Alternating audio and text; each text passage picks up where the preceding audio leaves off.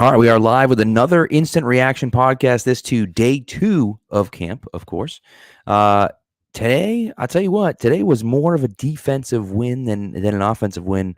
The defense played fantastic in team, pretty much all throughout. Mac Jones again showed a lot of consistency with Devontae Parker. Went to him early and often. Parker again used his body and his physical skills to kind of beat a few guys to the ball. Now, he had a really nice back shoulder throw to Parker, gorgeous throw on Jalen Mills, an absolutely perfect pass. Jalen Mills is wearing those mitts, which is basically teaching them not to hold. So it really wasn't a fair fight, but still, it was a really nice throw, perfect throw by Mac. Mac also had a really nice touchdown pass to Jonnu Smith over Josh Bledsoe, who we'll talk about in a second. But that one would have been negated by a false start by Jonnu Smith. So it's one of those things where a good and bad from Jonnu Smith once again. And then Hunter Henry also had a really nice catch as well in the back of the end zone. I think that one was on McCourty, although I might be no, Kyle Duggar. Sorry. But nevertheless, when they went to team, when they went to 11 on 11, it was rough going. It was rough going at the end of the day. They had the red zone again, and I believe that they were 0 for their first 10 passing between Mac and Bailey Zappi. It did not look good.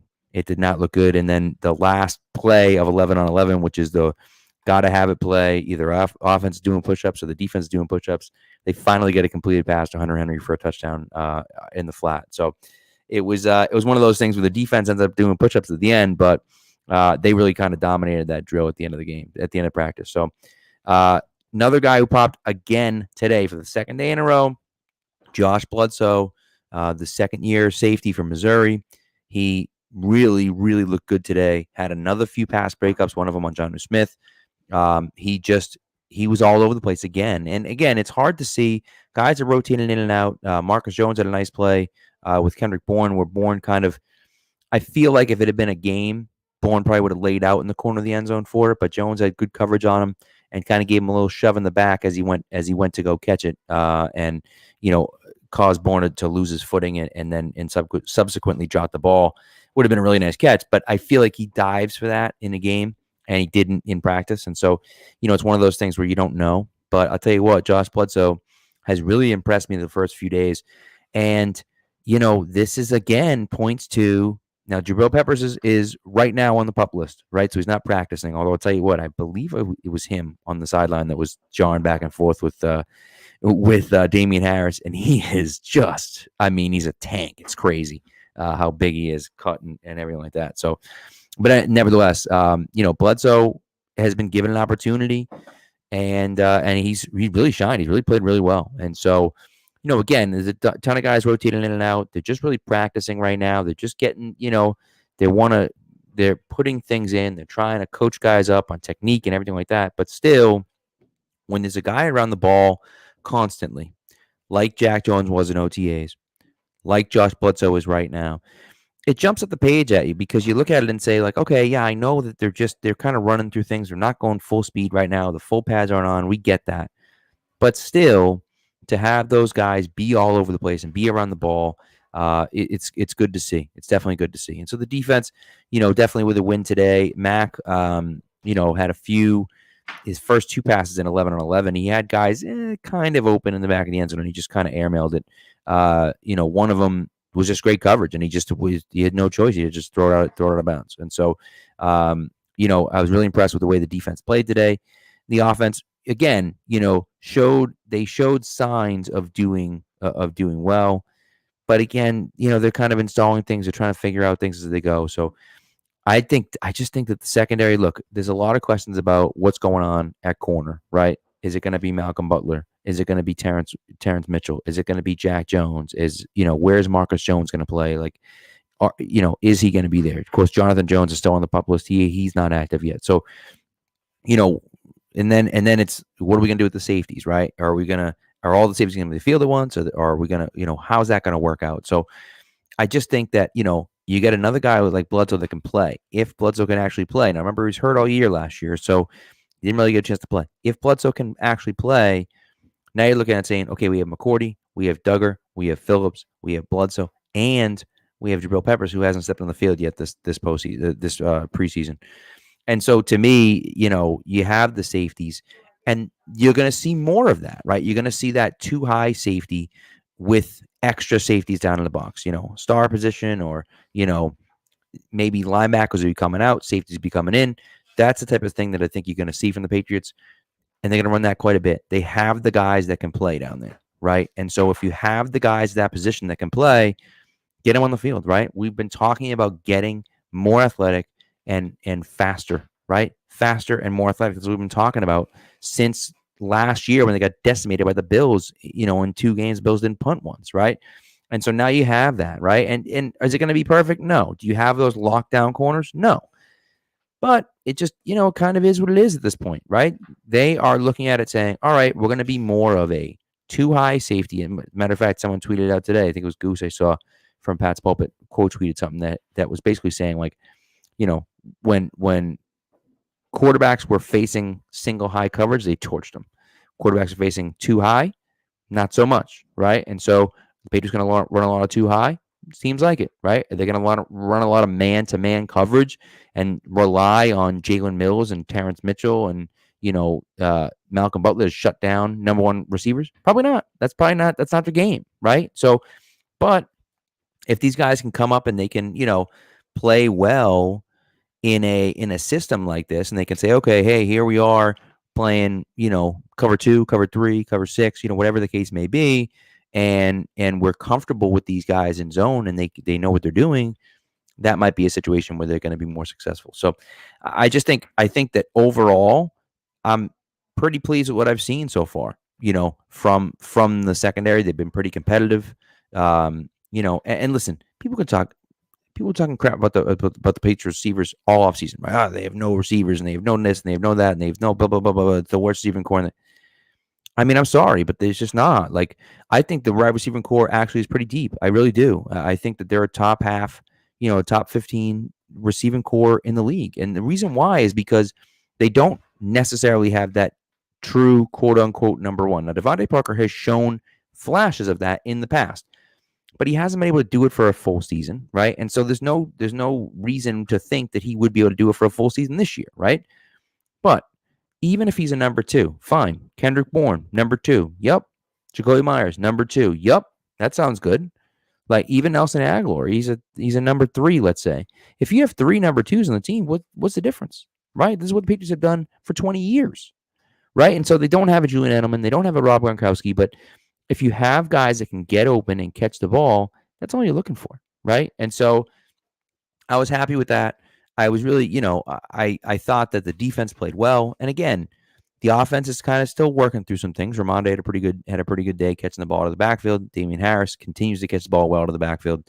And so I think the offense and the team in particular is going to be better than people expect. I really do. I really do think that. And so, I'll tell you what, I just think the team building on this team, I just think this team likes each other. I just think this team gets along really well and likes each other, right?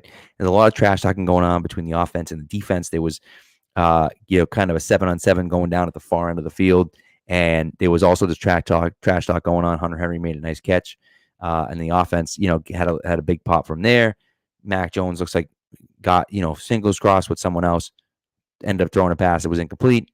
Defense kind of big pop. So, they're out there talking trash to each other. Devin McCourty and Damian Harris going back and forth, talking trash to each other. It looked like, again, I'm not sure if it was Jabril Peppers, but it looked like it was Jabril Peppers, and he was going back and forth with Harris on the sideline as well during that goal line drill. So it's good, and that's the type of thing that you look at and you say, they're having fun, right? Mac looks like he's having fun out there, right? Kendrick Bourne, we talked about it. I mean, let's just keep talking about it. Kendrick Bourne, he brings the energy in every single play, right? And what that does is it brings the energy to everyone else. Devontae Parker was getting fired up on the sideline when he made a catch, and so those are the things where it looks like, okay, we're happy to see this, right? We want to see this. We want to see these guys out there having fun and enjoying themselves, and that to me is what you see from this team, right? And so I enjoyed it. I think this team's gonna be a lot of fun to watch. I said that yesterday. I'll keep saying it. I think it's gonna be a lot of fun to watch, and so listen, we'll see, right? But I thought, again, the defense shined today. That was the big takeaway for me, was the defense, right? And if you have these guys that can cover, and it wasn't just necessarily that they were making great play, they were sticky. They were in there, right? Jalen Mills had a nice pass breakup against Nelson Aguilar. Good throw by Mac. Good route by Aguilar. Mills just jumped in, got his hand in there, and knocked it away, right? I mean, it's some of those things. That's just what happens, right? And so, we'll see. Now on the negative side, Devin Asiasi, my goodness, man, he can't catch the ball. I don't know what happened between UCLA and here, but he just can't catch the ball. He's an absolute mess. And so, I don't see a path in where he does anything for this team. Dalton Keene, we'll see, right? Could he be that Kyle Juszczyk kind of, okay, we don't have a fullback, so we'll throw him in the backfield a little bit. I saw a nice tight end, I guess a tight end sweep from Jonnu Smith, a jet sweep from Jonnu Smith coming in, coming in motion and getting the ball and going from right to left. I like that. I really do think they're going to try to feed the ball to Jonnu a little bit more than they did last year. I wouldn't be surprised to see him get somewhere between 40 and 50 touches, if not more. I just think he's explosive with the ball in his hands. So why wouldn't you want to get the ball in his hands, right? And I don't know if he's going to be running a ton of routes, but run a quick screen here, a tight end jet sweep here, things like that. And so I think you're going to see Jonnu kind of get the ball a little bit more in space, see what he can do with it, right? So, and then we'll see. And again, Hunter Henry continues to be that guy in the red zone. But again, man, Devontae Parker, the way he's looked, even if Parker can't be that guy, right, that was smoking Stephon Gilmore, Defensive Player of the Year, Stephon Gilmore all over the field 2 years ago. Maybe he can't be that guy. He can be that guy in the red zone if he can stay healthy. And so now you have Hunter Henry and you have Devontae Parker that can get open in the end zone and make plays in the red zone.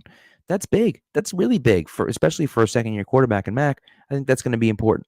And so, I've liked what I've seen so far. Again, it's not full pads. It's hard to really see what's going on, as far as, that specific guy is doing this or this guy looks like he's just dominating everyone. Again, Parker's the guy that sticks out where it's just like physically he's just bigger than pretty much anyone else on the field.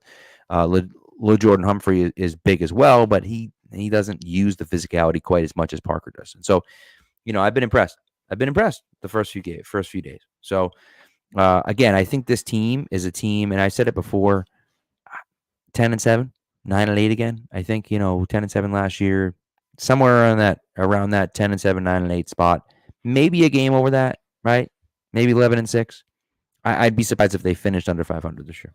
So I just think they're better than people are giving them credit for, and people don't have to like that. That's okay. They don't. But I just think there's something about this team that they play well together. They enjoy being together. I think they're going to be a lot of fun to watch this year. And so we're seeing that already. And again, man, when you see those guys go at it, right? And I love the trash talking back and forth. I think that builds the camaraderie so much. And McCourty's a guy who's always trash talking. It's great.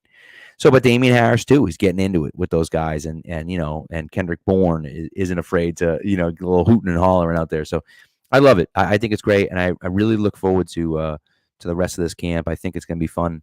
We'll see, right? So they have Thursday and today was Thursday. They have Friday and Saturday left this week.